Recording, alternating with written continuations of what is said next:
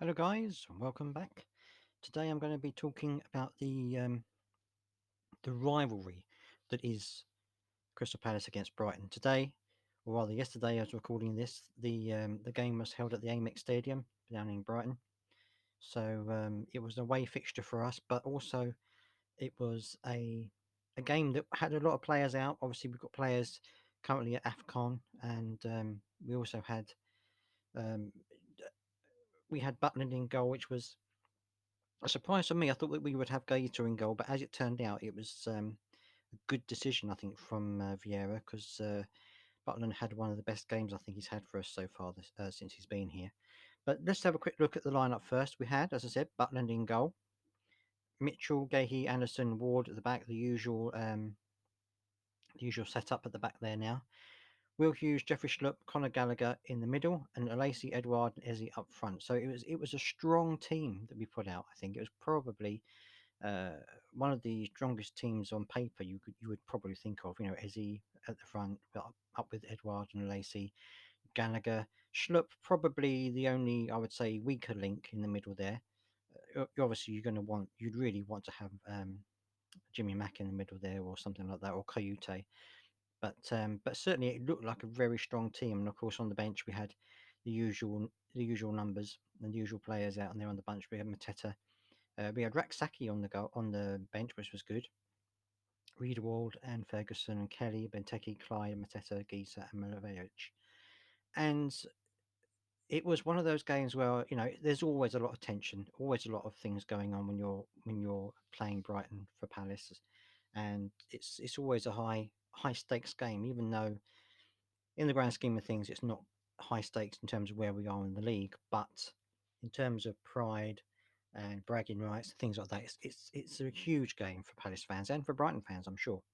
So that's how they lined up.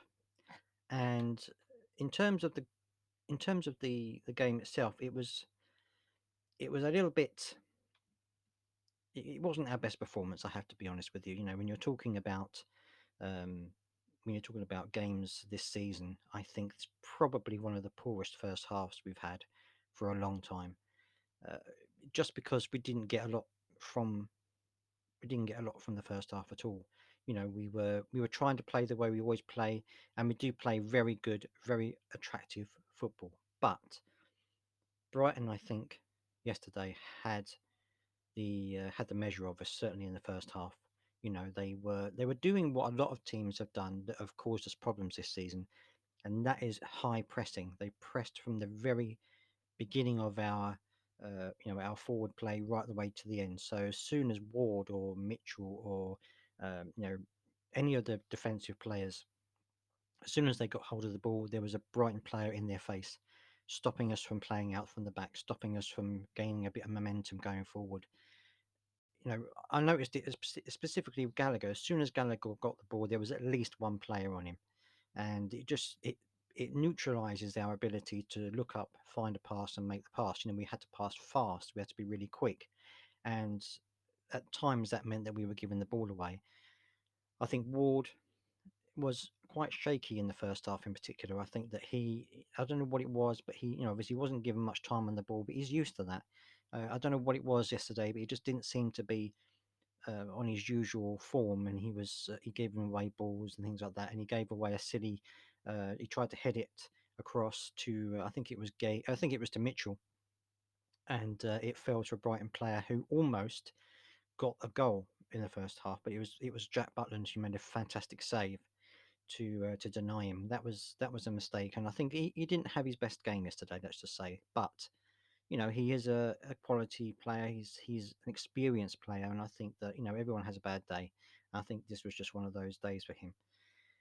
But apart from that, it was a poor performance, I have to say, at the beginning of well, for the whole of the first half. We were trying to create things. We were trying to play our game, but Brighton were all over us. They were really, really dogged and determined to close us down, and that stifled our ability. And I think that's something that we're going to have to try and learn to deal with as we go on, because otherwise all of the teams are going to be like, well, there's only one way you can really nullify Palace's performance, and that's just to get in their face. And I think that we need to think about if that happens, how we can counteract that and how we can perhaps change the style to get around that. So that then if we, if we find out we're coming up against a brick wall, we change the style and then work around it. It happened a little bit in the game previously when you had against Millwall in the FA Cup, when you had a Lacey out there, you know, crossing the ball in and taking shots from that side. He went into a position where it was opening up a bit of space for us, and I think that tried to happen yesterday, but Brighton were just too close to us at all times, and we were. By contrast, when Brighton were coming forward, we were letting them have the ball in their final third, and we were kind of almost attracting them onto us, which I think it would have been nice if we'd have been a bit pushy going forwards and tried to get in their faces a bit more. That I think that would have nullified a lot of their performance because certainly they had a number of shots on goal. I'm going to show you the stats here. They had 10 shots in total, four on target, and that's compared to us. We had well, it says we had one shot off target and one shot on target. I think it was actually more than that. I think it was a couple of shots we had on target, but it's saying here one and one, and it just goes to show you. I mean, possession, Brighton has 63%, we are 37%, and we had no corners at all in that game. They had nine, and I think that just goes to show you when you look at the stats. 470 passes compared to 246. It's just it shows that we weren't quite with it yesterday. There were issues going forward, but they're saying that's how it finished the first half. It was they had lots of chances on goal. Not all of them were on target, but they were almost creating chances at will at some points during the game, which was a bit disappointing to see. And at half time, I think a lot of us were thinking that Patrick Vieira would have one of his now famous talks and we would come out a different team. And we did to some degree. I think we came out a lot better in the second half. I thought we were trying to, find the space a little bit more. I don't know whether Brighton were backing off or whether they were getting a bit tired, but they certainly weren't as effective in the second half as they were in the first half, although they just did still have chances. And then it was Ward actually who started to create a fantastic uh, forward movement from the back as he was being passed to as he went forward. He kept passing the ball and then receiving it back, and then the ball went wide and it was passed down. Well, a shot was attempted and it kind of went wide, and then Schlupp lobbed it back into the 6-yard box where Gallagher was able to take it and then give it a good volley into the corner of the net. And that was a fantastic goal to see. And against the run of play, really, because Brighton were still pressurising us. So to get a goal like that with a fantastic movement, it was just a great passing movement from the back to the front that rewarded us with a goal. And it was great to see that. And that's what we are capable of doing. And then it looked as though, as the game was going on, obviously Brighton was still having chances. We were trying to create things a lot more in the second half. And it looked as though we might be able to secure a 1-0 win completely against the run of play. It looked like we were going to be able to do that. But then on the 87th minute, Brighton put a cross in. And unfortunately, Anderson was in the wrong place at the wrong time. He was coming back in towards his goal. He had to put his foot out because it's automatic. It's almost like an automatic thing. You don't want the ball to go across, go past you. He stuck his foot out, and unfortunately, it then put the ball past Butland into the back of the net. And that was on 87 minutes. And I don't blame him for it because it's completely one of those things that happens. It wasn't intentional. And he'd had quite a good game up until that point. I thought that he had played quite well. And so that's how it ended the game at Brighton 1, Palace 1.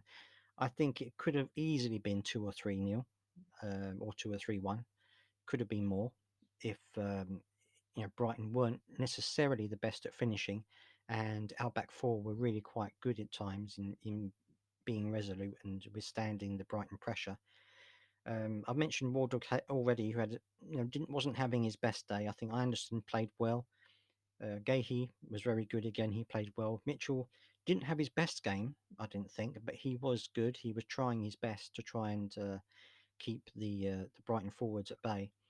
I think midfield wise, Hughes was okay. He was giving away silly fouls here and there, but I think he was very solid again. I think Schlupp was okay. He obviously created the final ball for for Gallagher to score. But and he did do a few good touches here and there. He was all over the pitch, which I think is something that you want. And then up front, I think Alesi was trying hard. He was working to get the ball in. Edward Edward was again, he was trying as well, and he was trying to be involved. Though I don't think we gave him enough service to actually make an impact in that way. Ezzy was again trying to be creative down the right hand side, and he was trying to get past players and create crosses and things like this. But it was very hard.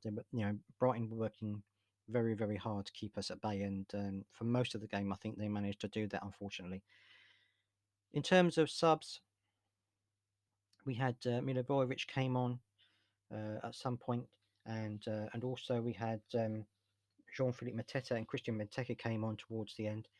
Mateta, I think, had a good game. I thought he only came on at 66 minutes, but I thought he tried hard to create things and to make things happen. And like Milivojevic came on at 65 minutes, and I think he actually had a fairly solid game. He didn't make any mistakes, and he was trying to break up the play through the middle. So I think he didn't have a bad game. Benteke, he was only on 81 minutes. It didn't really have time to do anything really. He was just more of someone to try and give us a bit more height in the box if we were defending corners and stuff like that. I think that's the main reason he was brought on. And that's it. That was the game in a nutshell, really.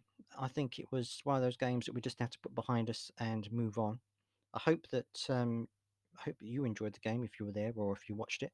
I'd love to hear your thoughts as well and your comments down below. If you want to leave any comments, that would be fantastic. And of course, if you enjoyed this particular episode or enjoyed the channel in general, please do think about subscribing and clicking the bell for notifications because that does help the channel immensely.